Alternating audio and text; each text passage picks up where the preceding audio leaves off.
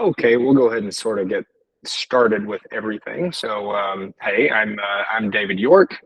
Glad you could join us tonight. Really excited for the guest speaker and everything. It's going to be fantastic. Before we get to that, though, I do have a couple announcements. I'd like to plug some other guest speakers that are coming up in the next couple weeks.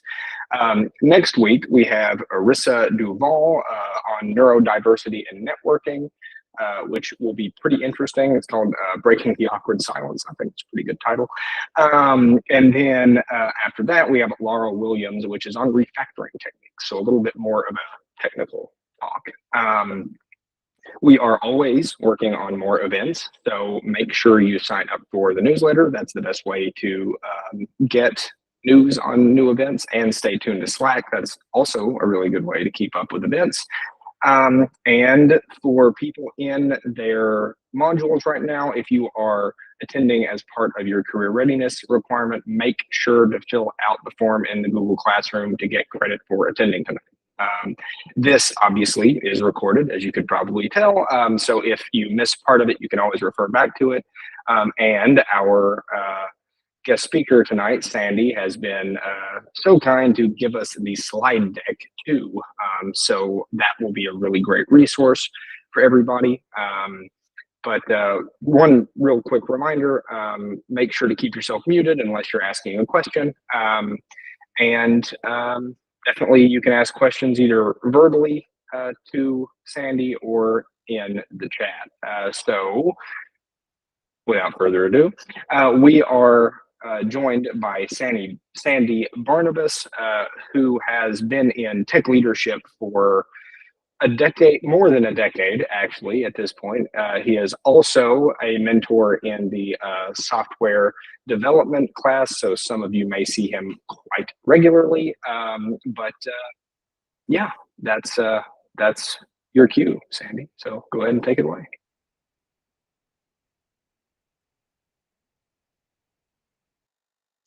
All right. Yeah, after a decade of tech leadership, let's see if I can manage Google Meet and Google Slides at the same time. It's the real challenge. Um, yeah, so just this is mostly a non-technical talk about maybe some things that I've learned over the last decade that if you are going to your first tech job, or if this is a talk I've given to people starting their first tech job and people that were like at a tech internship. And it's not there's some stuff about coding at the end, but mostly it's about all of the other pieces of how to be successful. A little bit about me. I was a tech lead at Google about, let's see, 2012, 2013, so more than a decade ago. I was a manager at Amazon, manager at Instagram, and most recently, I was at a startup that got acquired, and now I'm at another startup. But so the context for this, a lot of this advice comes from people who were at those companies as their first tech job, and so it's going to be a little bit biased towards larger tech companies. Um, I can definitely talk about startups too if someone has specific questions, or I'll call out where it might be a little different. But I think a lot of the advice applies everywhere. Here's maybe a quick overview. The three main areas that I want to talk about are how you set yourself up for growth, how you can be useful, and how to know the context of the work that you're doing at a bigger company. And each of these has kind of like nuances, and I'll stop after each one so you can ask questions or get more details on areas that you might be interested in. So let's dive into kind of the high level view here. You should own your growth. One of the things that's maybe a little different from in tech versus other careers is you have, when you join as a junior engineer, there is kind of an unwritten expectation that you will at some point get promoted to senior engineer or like mid-level, whatever. There's a path, there's a promotion path, but it's not always clear what those requirements are to go from being a junior engineer to a mid-level engineer to a senior engineer to a staff engineer to whatever. And those vary from company to company for sure. They also vary from team to team, and it can be very difficult to suss out what exactly are the expectations for me. I think the advice I always give is you are the CEO of your own career. You have to take ownership of that. Your manager is not going to be responsible for getting you promoted. You're going to be responsible for getting you promoted. And like there are all sorts of resources, and it's not an impossible task, but you can't just float and keep doing the same thing and think, okay, well, I've been here for 2 years, I should be promoted by now. Like there's specific actions you have to take. And contrary to a lot of people who join as a junior engineer's belief, it's not just about being really good at programming. In fact, you could be really good at programming, not get promoted, and even like be on a pip, get fired because you're neglecting the other parts of the job. Um, and yeah, so own your growth. The next piece of advice, the next kind of big section is how to be useful. And this is again probably not specific to software engineering, but you have a place as part of your team. You're the newest member of a team. The team has kind of goals. That there's a manager that is responsible for figuring out what the team should be delivering, and you should see where you fit in on that team from a perspective of not just like I'm going to do these tickets that are assigned to me and that's it, but like where else can you make life easier for other people? And then finally, you should understand kind of where like how your team fits into the rest of the company and how what other people's priorities are. As a software engineer, you could work again, unlike maybe some other fields, your company's business may not be software. Um, I mean, if you're at Google or Facebook, then yeah, those companies make software. But if you're working at an insurance company, if you're working at at an at a bank, if you're working at another small business, they're making money on something else. You're just building software to help that something else. And understanding where your team fits in there and how you're contributing to the actual problems that the company is solving, how the company makes money, that'll help you grow in your career as well. Much more than if you just isolate and don't understand these kind of external factors. Cool. So let's start with growth. The key thing about growth, your career is just starting. And again, this is from the perspective of someone who's getting a first tech job. Your career journey is just starting. It's very hard to predict where you're going to be. The best you can do is set yourself up for success. There's not always a clear path of, oh, you should learn XYZ and then you'll definitely get promoted in a year and move forward. No, it's often a winding path. It's often not as clear cut. First, let's talk a little bit about technical versus career growth. And there's both of these are important.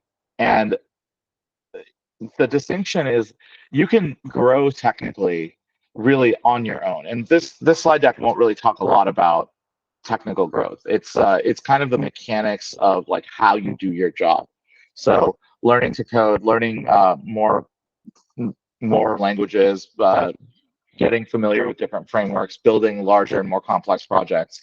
Those are things that, as part of your technical growth as an engineer, you'll pick up. And this is like, if you're in one of my C# classes, for example, it's learning how to write C# well and figuring out how to read the documentation and which frameworks you're supposed to be using for writing APIs versus whatever. If you're in JavaScript or data engineering and you're learning Python, it's getting familiar with those languages. It's not, and these are kind of mechanic. This is like the easiest part. I know that sounds counterintuitive, but like there's a very well-defined progression here. And it's, you can go do a tutorial or learn a new framework or write some code and learn it. And there's nothing unknown about it past that point. On the other hand, career growth is often much more ambiguous. Do you understand your team's culture? Like, how are you well liked and useful in your team? Like, there's no roadmap to that. It's more about, like, it varies from situation to situation. Understanding, your coworker, like, I put making connections with your coworkers, but really what this is like, are you able to be professional with your entire team, and not get, wrapped up in internal politics? Do you know how promotions work? Do you know what you need to do to get promoted? Do you know who makes that decision? Do you know what type of work you need to do for that? And these are all questions that vary from workplace to workplace, from team to team. And so investing time and energy into figuring those things out early on can be really helpful.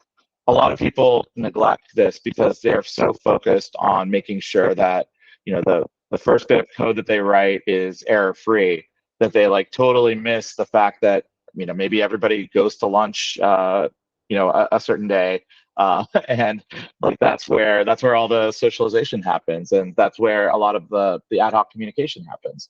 And that's something that is really useful early on to understand the team. But you're so focused on writing, making sure your ticket is done, that you skip lunch and you miss all that context. um, and so don't neglect one for the other. This also, I mean, maybe obviously you shouldn't not get better at coding just and like focus too much on the socialization. I don't really see that very often, though. Most of the time, people are pretty anxious about the technical side and kind of neglect the other side. So one thing that comes up a lot is most junior engineers have a lot of anxiety around early projects that they take on, because there's so much that you don't know how to do. And that's totally fine. And it's, even for someone who's been an engineer for years and years and years, it's going to be very rare that a project won't have things you don't know how to, that you won't have things you don't know how to do. Yes, that's right. The Most software has ambiguity and unknowns. And there's no substitute. Like, you can't expect that you will understand how to do everything that is on a ticket. What you can expect is that there's probably tools that will help you remove those uncertainties, and you shouldn't feel anxious about the fact that you don't know something. You should be like, okay, I don't know this, but I have all of these tools. I have these resources, both people and technical and whatever else, to get rid of the unknowns and get to a point where I'm comfortable. And you're gonna go through that process probably every time you get a ticket. This is a pretty big difference from other fields, especially I think, like, if you are an accountant. It's not like you learn new things about accounting every time you I don't know what accountants do an audit. It's really, you just follow the path, and you feel comfortable with it because it's something you know how to do. The mistake I think that engineers make sometimes, that software engineers make, is that they think that the coding, that like how to write code, is the piece that they should is what they need to do. But it's actually, the key skill is, how do I take this requirement that is like somewhat vague and somewhat ambiguous and translate it into code. And that process is always going to be new. It's always going to require some level of thought and introspection. And that's the skills that you're building, isn't necessarily just, how do I write, C# to do a certain thing, but it's, what does this even mean when they say, like, when they give me this requirement, what does it mean, and how do I write code? Which frameworks do I need to use for this? Like, understanding all the context. Um, and as you get, and like, I mean, any senior engineer like will tell you that it's not that they know how to do all of these tickets. It's that they know that they can figure it out. And that's what you'll gain is you'll gain the confidence to take on tasks that are unknown because you know that your process will eventually remove all of the unknowns and you'll be able to come up with something concrete. And that's just practice. You're gonna your first 6 months, your first year, you're gonna have so many things that you're just like, I have no clue how to do this. I have no idea, and you're gonna panic. But that's just totally normal. Yeah, so don't worry about that. I don't lose my cursor. Yeah, okay, there we go. So a little bit more on the what that means, like concretely. I think if you're looking up and down this like abstraction level of what it means to build software, it's really easy to look down and it's really hard to look up. And what I tried to make an analogy with math. So if you know arithmetic or if you know algebra and you're trying to understand calculus, it's like totally alien to you. And you may think that, oh, if I'm really good at arithmetic, then I must be somewhat good at algebra, but they're totally different skills, right? And same thing with algebra and calculus. I know personally, I felt really comfortable with algebra, and when I took calculus, I was like, this is not the same thing. How is this even still math? And it's the same with programming. There are areas like learning syntax and learning a framework. Like so, if you again, I'll use C sharp. If you know C sharp and you know like MVC or Entity Framework, and you're like, okay, I get this, and then you're like, okay, now I need to implement a data structure, an algorithm that I'm not familiar with. Like, how do I do a B tree in C sharp? And it's like, well, I have no context for that. This makes no sense to me.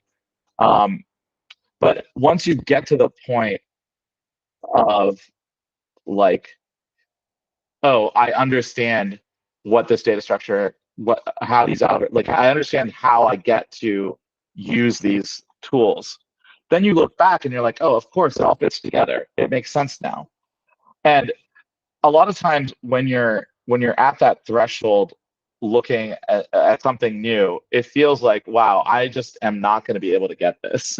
Like I don't know like this makes no sense to me. But then just remember at some point all of the stuff that you already know was like that. And this is just another one of those things.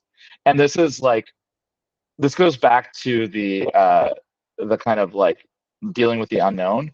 Like don't be intimidated by that feeling because you're going to have that more often than not. There's always going to be like this threshold. Like if you're you know I'm sure that learning Git was probably one of those things where it's like, wow, this is really complicated for just getting my code up on a website or whatever. But then, as you get more familiar with it, it's like, okay, well, yeah, I feel comfortable with this. And so you're going to have those moments a lot. And just remember that, like, at some point, you felt that way about all the things that you know now. I think that's the Oh, yeah. So actually, Aaron said something kind of relevant here in chat, like as vast as an ocean, but shallow as a puddle. And this is uh, this is this is something that all of the tech companies that I've worked at have put as like kind of an aspirational goal for engineers, and it being T-shaped. And what that means is there's obviously a ton that goes into releasing software. And you should aim to be familiar with all of it. And that's hard. Um, you should like if you're a mobile developer, or I'll use C sharp again because I know that's the so if you're a backend C sharp developer, you should kind of know how JavaScript works, or like where like JavaScript is loaded on the front end. You should kind of know how CSS works. You should probably know how API calls work. You probably should have deep knowledge of how C sharp works and how Entity Framework works. You should probably know a little bit about the database, a little bit about AWS, how to unit test something, how to how to make a UML diagram. But the like you're obviously not going to know all of that off the top of your head. but like never turn down a chance to understand the like at a surface level all the pieces outside of your area that you're working on.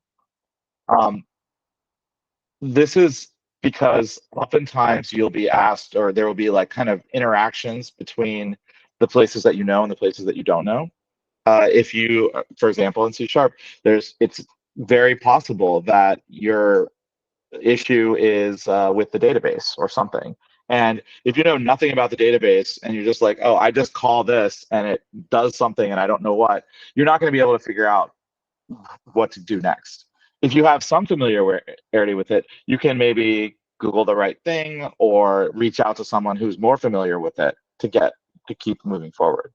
So most senior engineers will have like maybe a half dozen or so areas of deep expertise where they are like kind of they know all of the pieces, and then like dozens and dozens of areas where they're like, oh yeah, I could like I know how to I know how to deploy to AWS, but I don't really understand all of the details of key management or whatever. And that's kind of where you should aim for. Yeah, let's take a quick break for questions because I think the next thing is less about growth and more about utility. Does anyone want me to go into more detail about any of those things, or have questions, or anything?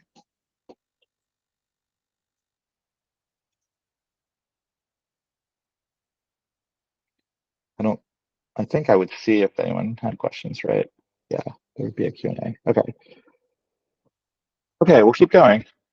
Um, so this is there was a really old, I think I say really old, but it's like 2008, um, blog post about what do people look for? What should you look for when you're hiring an engineer, a software engineer?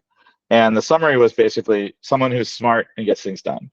Like there was like there's so many variable like things like, oh, they should know C sharp, or they should know they should have broad knowledge, whatever. But it boiled down to just someone who's smart and gets things done. And that's not super helpful if you're interviewing, but it's I think it's a good starting point for how to be effective when you're part of a team. So remember how we talked about being T-shaped? So the actual like the reason you want to be T-shaped is the idea of local expertise. So there's another book about programming teams called The Mythical Man Month, and this is about how not everybody on the team can have equivalent skills. Um, I think it uses as an analogy like a surgical team. Like you have a surgeon, but you also have someone whose job it is to help the surgeon be effective. You have someone whose job it is to make sure all the surgical instruments are sanitized, etc. Like you have different people that do different jobs to make sure that the surgery happens correctly. And um, that's true of software as well. And the when you join a team, you should find the area that you can own and be good at, uh, that more so than anyone else on the team. And it's often something that is like shared right now. Like before you joined, maybe everybody kind of knew how this worked, but no one was really an expert on it. Well, if you find that area, you should maybe learn that and become good at it so that you're the go-to person for it. A couple of examples like this, I think um, I've seen. I mean, testing is a really common one because generally speaking, which like most teams don't like having to test stuff. So if someone is really kind of like writing automated tests for all the code is like if that's something that no one has done, then it makes sense for you to like maybe learn what the right testing framework would be and propose like, oh, I think we should do this. I think I've done a bunch of research and I think this is the right way for us to start making sure that our software is tested consistently. Another one is like if you really understand how like cross-site stuff, or if no one really understands how cross-site scripting attacks work, or how cores permissions work, or like whatever documentation or release processes or onboarding on call. There's just so many things that you can kind of take and say like, okay, I think the best practices for this are XYZ. I've done the research, or I'm going to go do the research and bring back that expertise to the team. And that way you're kind of adding to the value of the team more than just writing your code. And this is really important. I think that the more you add to the cohesiveness and to the effectiveness of the team, the more likely that you're actually going to, I mean, grow as an engineer first, because you have ownership of something, you have something that is like yours, but also that it like helps you understand the I guess non-coding dynamics of a team. Like, what are all the other things that people are doing to make sure that the software gets released on time without bugs? Um, and and again, like I said, this is usually for people whose first, like, this is their first tech job. And I always say, if there's onboarding documentation, like find out who wrote it or who has contributed to it, and any area that no one owns, that's where you should start. So if there's like a local setup part of onboarding and no one knows, like no one really knows, or the person that wrote the part about setting up the database isn't on the team anymore, like that's something you can take on. Um, and so again, kind of expanding that point, uh, focus on ownership and independence. Like a lot of times, and this obviously varies from company to company, but you'll get tickets to work on that are like, make a confirmation dialog box for this change, or whatever, like whatever minor thing that you have to do. Um, you should try and solve the problem, not just complete the task. And what that means is there's usually a reason for these tickets, and the product manager or whomever is creating them is like, there's a translation that they do from the outcome that they want into the ticket, and that's like they're kind of assuming that like there may be hidden assumptions there. And you're, as a new engineer, like you're gonna just read the ticket, do the ticket, and that's fine. um, but what will help you grow is if you kind of follow up and understand, why is this important? Is there more to this? Like, what's kind of like the like bigger picture that this fits into? This can be a little confusing. I wanted to give an example. This is something that happened at uh, the last company I worked at, Figma, and it was about sorting file names. So this is a ticket came in from like an external customer or whatever had said there was basically a place where we listed files, and when you sorted them, sometimes they wouldn't sort right, and that was like the extent of the bug report that we got. And so this person that got this ticket, she was like, she had just graduated. This was again her first job. She's like 6 months or 8 months into it at this point, and she's like, I don't really understand why this doesn't work, because like when I try it, it works fine. And so she followed up with the product manager, and she's like, what does this mean? Sometimes it doesn't work. And so they gave her a reproduction case, and it was just basically like it seemed like it was random as to why it wasn't working. Like, why do sometimes these names are out of order? She really dug into it, realized that anytime you have a letter that is not in English, so like the N with the tilde, or an A with an umlaut, occasionally they would get sorted incorrectly, only occasionally. And so she like kind of was like, okay, well, I can fix it by just, not sort, like there's a way to fix it by just checking for these letters and converting them to, whatever the equivalent English letter is, and sorting it so that they're in the right spot. But I want to understand why this is even happening. Like, what is the correct answer here? Um, and so she basically went and down this rabbit hole of figuring out how sorting works when all the letters are not in the same language. including, for example, emojis. I guarantee you that probably 95% of software out there does not sort emojis correctly. And there is an actual correct way to sort them. But this was all like, she did a whole bunch of research into this.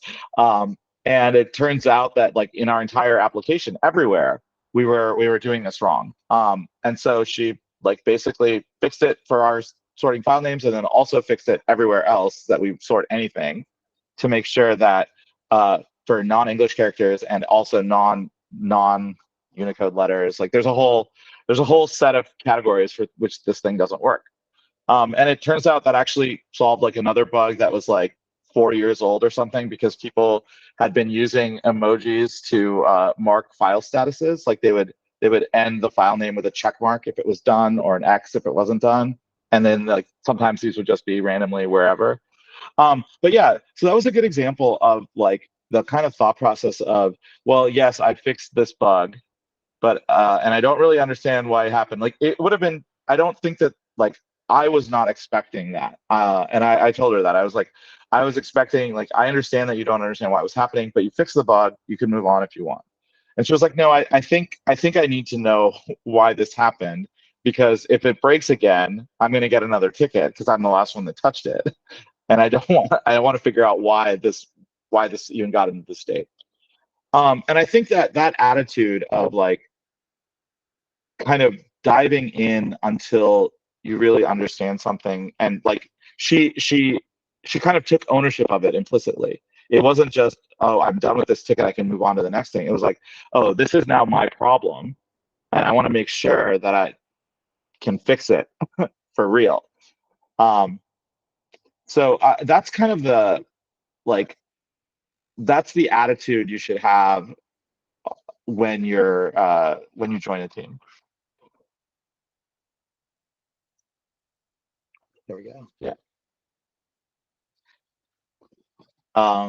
Yeah, great. So and then a final bit of kind of like how to be maybe more independent or how to be useful. The Oh, Brent, yeah. Brent asked how much time a new software engineer should spend trying to solve a problem they're stuck on before they ask for help from senior engineers or other people on the team. I would actually love to hear what you guys think because there was somewhat recently there was a poll somewhere. I forget where I read it, but like it was very different how senior engineers answered this versus junior engineers. So yeah, let's maybe if you want to say in chat or unmute and say like how long do you think you should wait before you ask for help from an engineer? About a week. Anyone else have suggestions? Does a week sound about right to people? Too long? Not okay. Okay. Um, so interestingly, junior engineers often said they would wait anywhere between 3 days, a week, something like that. Senior engineers, when they get stuck or whatever, they said they would wait half an hour to 45 minutes before asking for help. Um,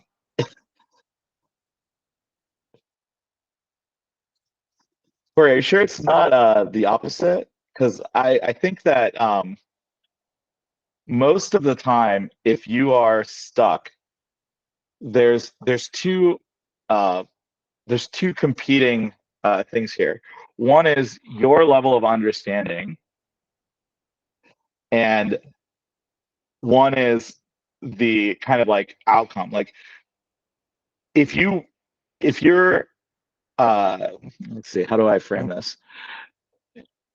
If you're a if you're waiting on a piece of knowledge, right? Getting to that knowledge the fastest way can sometimes be the most effective way for you to learn, but sometimes you need to understand all the context. So, like in the case where you're stuck because something just doesn't work right and you don't know why, do you think that you have enough context on the system to understand and debug and really gain knowledge, like, is it effective for you to go debug things and figure out where exactly things don't match your expectations? Or is it going to be better for you to just ask somebody and say, hey, this is happening. Can you tell me why it's happening? And if there's like, if you're, depending on your level of experience, like if you don't think that you'll gain anything, like you can bang your head against the wall for, if you're spending a week on a problem, then you're you're probably banging your head against the wall if you're not making progress forward. Yeah, exactly. I think that Cajun says senior engineers have the benefit of knowing what they know. Juniors probably just assume there's something they need to learn before solving the problem. That's exactly right. And the the thing is, if you spend an hour on, and I actually should have put that in one of the slides, but like if you spend an hour and you're not making any progress, like just ask somebody, because you're not going to magically know what to do next. If you are making progress, that's different. If you're like, oh, I feel like I've the error message has changed. I now have a different thing. Like I feel like I've gained some context on how the system works.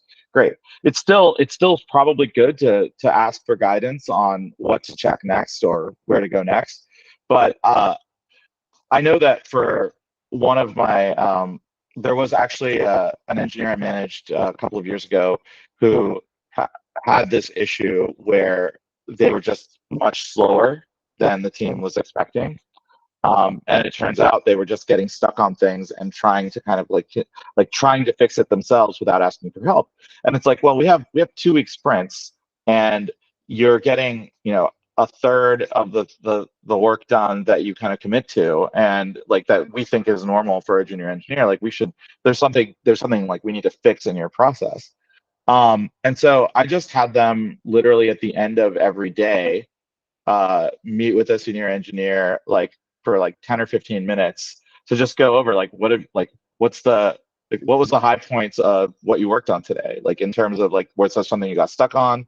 And normally this would happen in stand up, but this person was kind of like intimidated by to say like, hey, I'm stuck on something in stand up. They would just say like, oh, I'm still working on XYZ, because it's, so I tried to give them an environment where they could ask for help.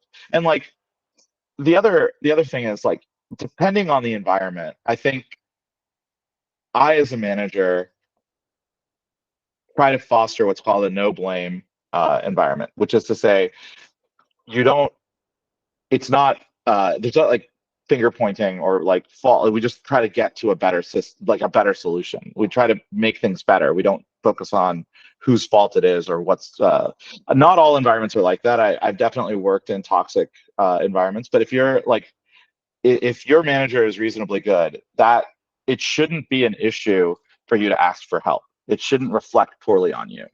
And that's like, there's, yeah.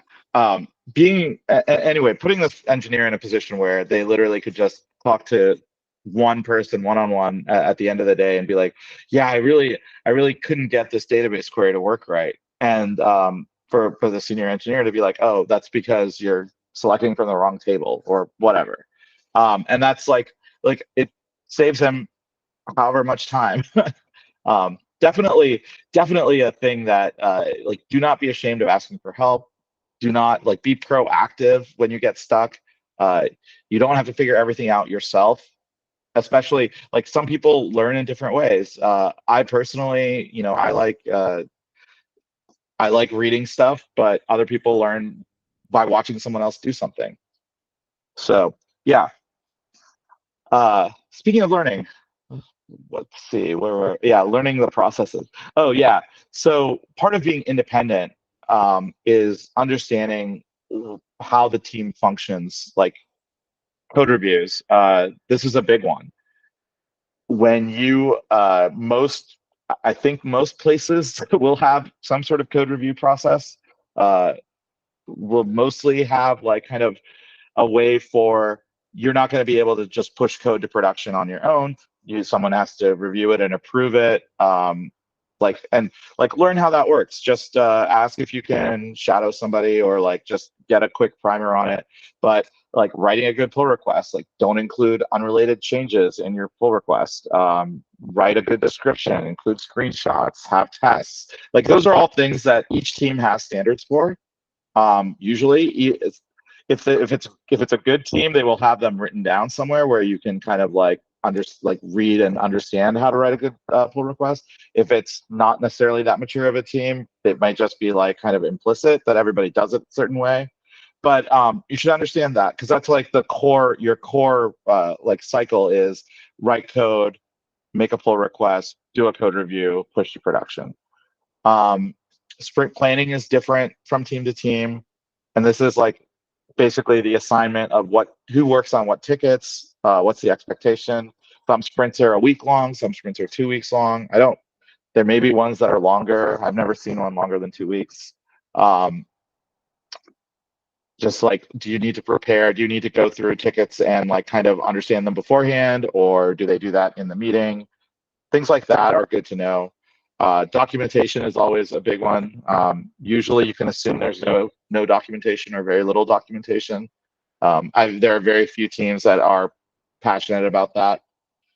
Release process, how does code get actually into production?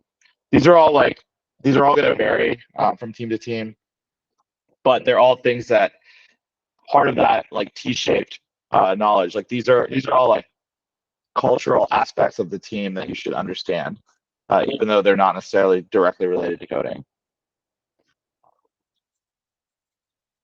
Any questions about this utility piece? I think hopefully that like the asking for help thing, I think is actually a super important one. I should add that to these slides.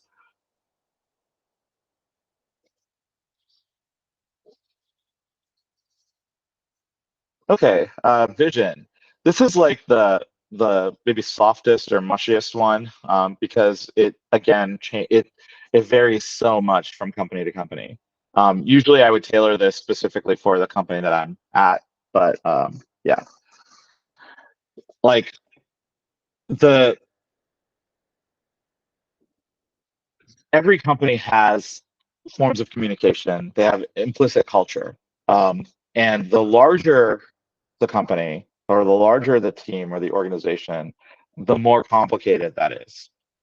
And as an example, so one of the biggest areas of like culture shock, so to speak, going from when I worked at Amazon to when I worked at Instagram, is uh, no one uses email at Instagram.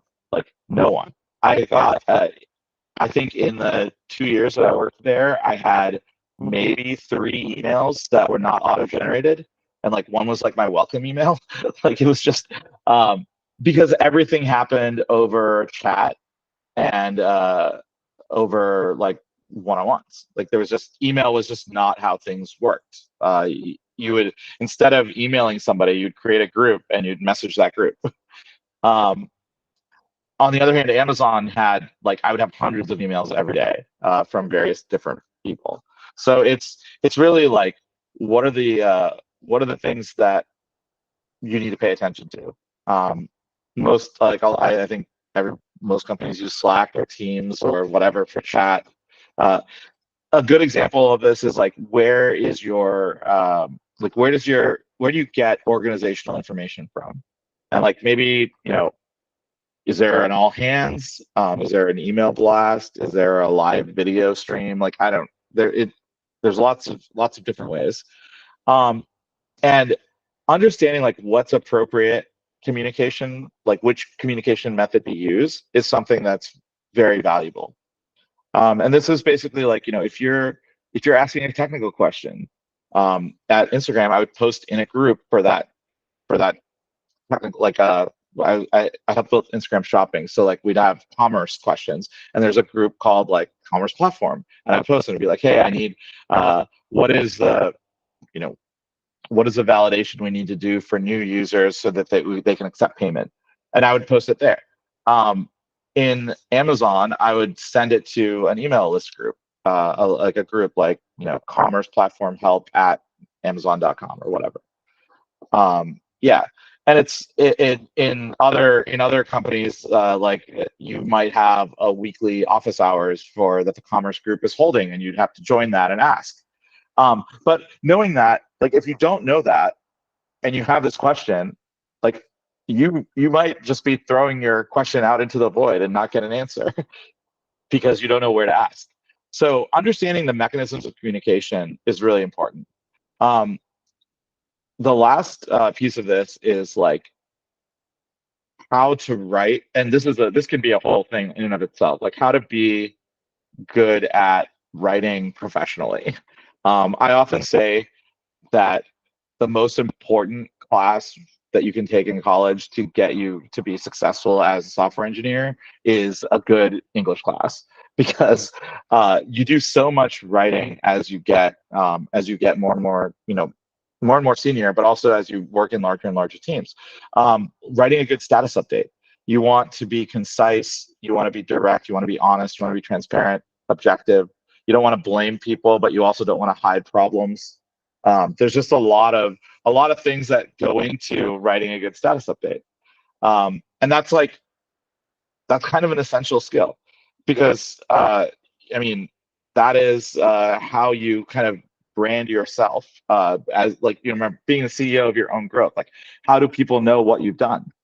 Um, a lot of companies will have you write your own performance review. And your manager kind of like helps you with it, but like how do you speak about the things that you've done without sounding, overly arrogant, but also not hiding the fact that you've done things. So there's a lot.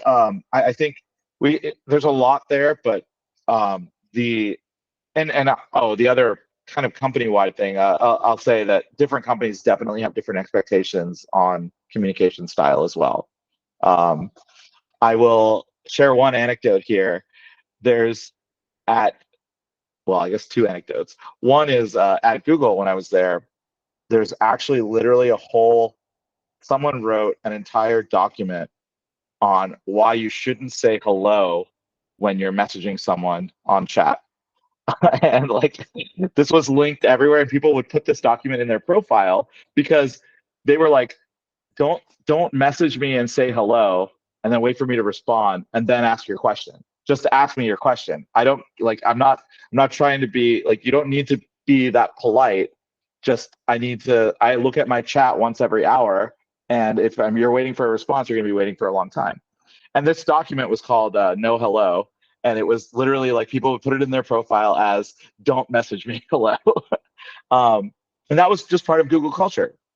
I think the the other example is for writing performance reviews for yourself. Google did a study, and they found that there was definite like differences in promotion rates. Um, so Americans were getting promoted, or people in U.S. offices were getting promoted much more than people in Asian offices, and men were getting promoted like I want to say with like a 10% advantage or 15% advantage over women. And Google being Google, they were like, okay, well, we need to figure out why this is happening, and let's go through. And so it turns out the Google promotion process is anonymous for the most part. You don't see like your promotion gets evaluated by people that don't know you.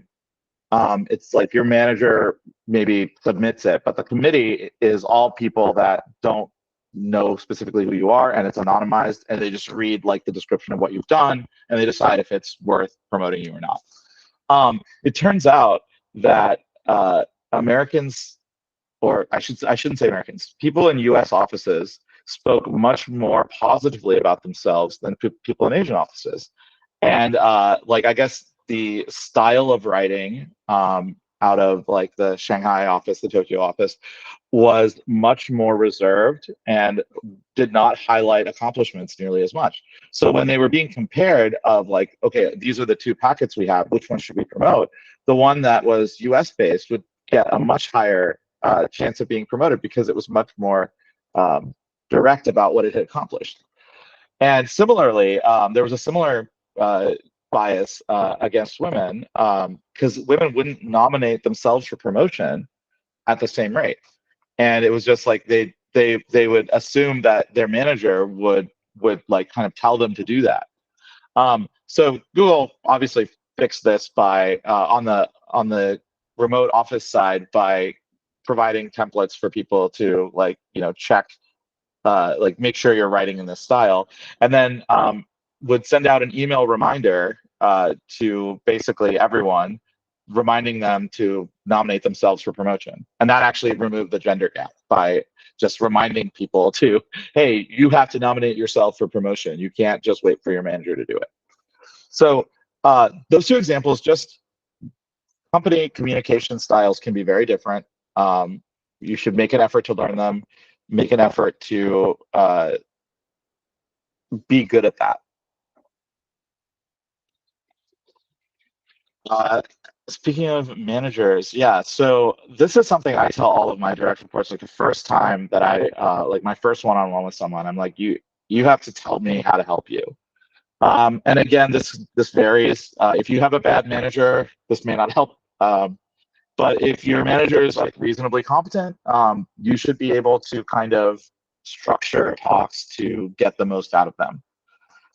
So these are just the four things that I like to like for one-on-ones. Do you want to have an agenda or do you want to have a free form structure? What works for you? Some people get really anxious with an agenda because they're like, oh my gosh, what are we going to talk about, or like whatever. Other people prefer it to be free form so they can kind of add things as they come up. Both work. Uh, how you get feedback? Do you want like just a talk, or do you want a detailed paper? What's helpful?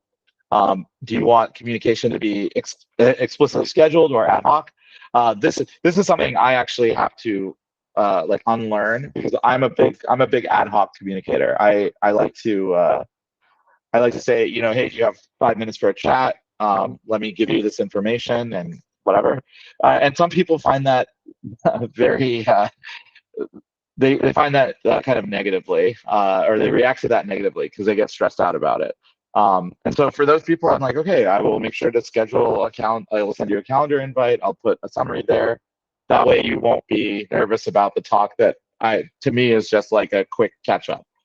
And then similarly, like the things that are obvious to your manager may not be obvious to you, and vice versa. So you should ask for clarity on basically anything that you aren't sure about. Um, I always try to anticipate some of these, but it's like you should get feedback on your performance continuously. Like every time you have a one-on-one, you should get feedback on your performance. You shouldn't wait for performance review season. You should kind of get the impressions from your manager of like where do they think that you're good? Where do they think that you're bad? Or I guess I should say like where do they think you're excelling and where do they think that you need to work more on? Who can I get help on? Who can I get help from? Like these are all questions that you may not think to ask in a one-on-one, because they're like some some one-on-ones tend to be very tactical. Like, what did you do this last week? And don't forget to do XYZ this week. But you should always make time for these kind of broader questions and make sure that your trajectory is like good. It's really like nothing is more tragic than spending, 6 months or a year asking these kind of like not asking these questions and being very tactical and just working on tickets, only to find out on performance review, like, hey, you didn't really show any growth, and you're going to have to change that if you want to get promoted or keep your job or whatever. And when really you could have just asked for that at any point. And I mean, a good manager won't let that happen, but not all managers are good. So kind of protect yourself from bad managers. Uh, and then finally, organizational knowledge. This is really like the where what can you like what are all the things that your team does to make the company money, and then like where do you fit, right? Usually like I mean, if you're at a non-tech company, so I don't know what, like a bank or something, you'll probably have like a data team, a security team, an operations team, a finance team that you all work with. And then like you should figure out, what do they rely on engineering for? What are their priorities? I often tell people to just like once a month pick someone that's not on your team, have a one-on-one and find out what they do. It's a good way to build knowledge. And it often like can identify areas that you can collaborate on or that you can help out. And that's a great way to grow. It's a great way to increase your visibility across the company, especially at larger companies. Um, Going back to kind of like the T-shaped engineer or the like being a local expert, like one thing that is like, if you're the person that always that has a contact on the finance team, like maybe you're the person that can handle any tickets that come from them, and you become the expert on this specific area. That's I've seen that happen. So like investing time in this almost always pays off. And it's a way to build.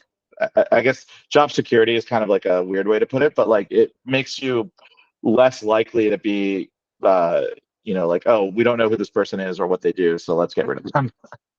So I think we're actually at time. I have a whole nother section, but David, do you know, is it at 7 that we end? Yeah, unfortunately, it is at 7 that we end. Unfortunately. Okay, I will. I mean, like I said, I'll make the deck available. These are the technical tips, and they're not super technical, but they're just, yeah, stuff about whatever. Um, any any questions in the few minutes that we have left? I really didn't think this would take this long, so I apologize. I would have made it been a little shorter. Yeah, no questions.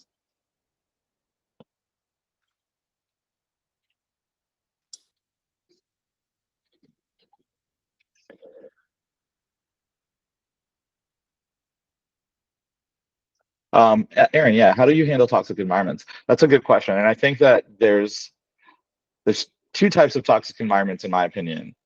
There's one where there's kind of external factors, and this often happens at startups where like there just isn't enough time or money to do the things that need to be done, and you just get overworked. There's really nothing you as a junior engineer can do there. It's like hero based development. Like you can try and be a hero and get things out the door, but there's no guarantee that the environment will ever change. In that scenario, I'd say just find a better job. Like you should always be looking for a new job. um, the other type of the other type is when you have kind of a negative environment in the team itself, and it's not necessarily external, but it might be like the manager is bad or whatever. And in those scenarios, you can often fix, well, maybe not often, you can sometimes fix them by understanding the perspective of like, how did it get this way? Right.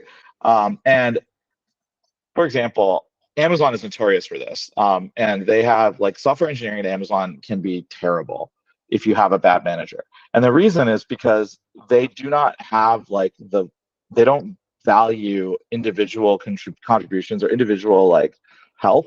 They value the output of the team as a whole. And so the managers are under a lot of pressure to make sure the team performs. And if you're not performing, then it's going to bring everyone else on the team down, and they're going to have to work harder. And the manager is like, and the manager doesn't necessarily know if it's a bad manager, doesn't necessarily know how to like improve the effectiveness of the team. They're just going to like either fire or pip or whatever people until they meet whatever criteria. So in those sorts of environments, it's often possible to like change processes and change the things that you work on to uh, to improve the situation, because like usually there's like I'm trying to think of an example that isn't too like in the weeds, but if the metric that's being measured or like the thing that you're being punished for is like quality is bad, right? And the manager doesn't know how to make you guys write better bug-free code, because he's not good. I don't know. But you might understand, like, hey, quality is bad. We need to actually fix our process so that we have fewer bugs, not just write more bug fixes. Like, maybe we should invest in testing. Maybe we should invest in like a staging environment for an extra week, or like we should change our release process. And like understanding kind of the nuance of why certain negative toxic environments exist can help like maybe break that cycle. But it's honestly it's a thankless job, and it honestly is should be your manager's responsibility. And if your manager isn't malicious or incompetent, bringing this up to them should usually be the right way to kind of approach it. They may not even be aware of how toxic the environment is sometimes.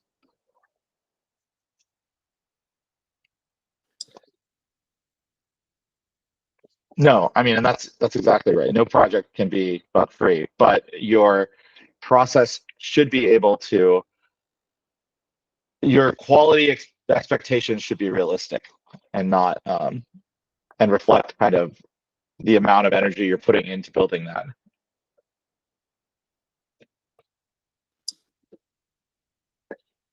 I think, unfortunately, that's probably all the time we have for questions. I know that stinks, but we are a couple minutes over. There will be a recording posted of this, though, and we'll also have a whole slide deck available for everybody if you'd like to have it, courtesy of Sandy. So, I think really I, appreciate that. I put the link in And the it's in the chat. chat. Yeah, but if Yeah. I think with the recording you'll be able to get it as well if you don't get it here. And I'm in Slack, so just if you have questions about the parts I didn't cover or about any of the other parts I did cover, feel free to message me and I'll answer if I can. Yeah. Thank Right. you all so much for joining. Yeah, Really thanks. appreciate everyone.